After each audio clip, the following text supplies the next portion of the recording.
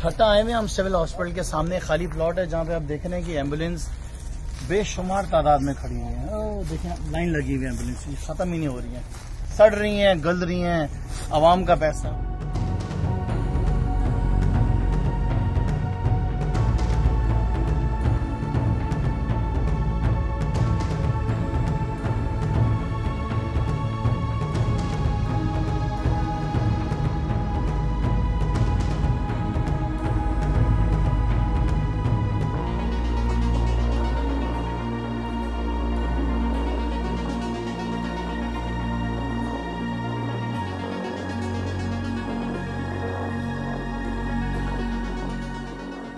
Government auction से हमें 203 ambulances मिली थी, जिसमें से 151 एम्बुलेंसेस हमने कराची में पार्क की थी और 52 एम्बुलेंसेस हमने मकली स्टेशन में, जो हमारा स्टेशन है उसके अपोजिट साइड ग्राउंड है, वहाँ हमने पार्क की थी।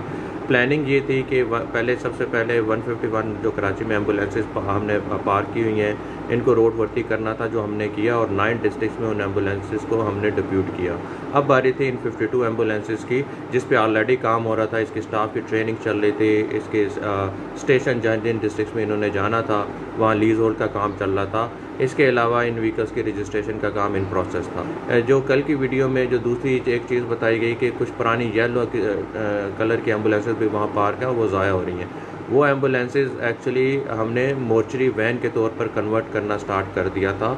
ऑलरेडी उसका टेंडर भी हमने कर दिया था और उसकी तमाम चीज़ें हमने जो है वो प्रोसेस कर दी थी। और इंशाल्लाह ताला वो जो 25 एम्बुलेंसेस अब भी उस ग्राउंड में खड़ी हुई हैं, वो मई के बाद as a mortuary van use होंगी और वो भी जो है सिंध के अवाम की खिदमत के लिए उनके अज़ला में वो हाजिर होंगी। ये जो कल की वीडियो में तासुर दिया गया कि ये एम्बुलेंसेस वहाँ ज़ाया हो रही हैं और इनको कोई देखने वाला नहीं है, ऐसा हरगिज़ नहीं है। हम जानते हैं, सिंध गवर्नमेंट जानती है कि अवाम के पैसा की वैल्यू क्या है और उसका ख्याल किस तरह से रखना है।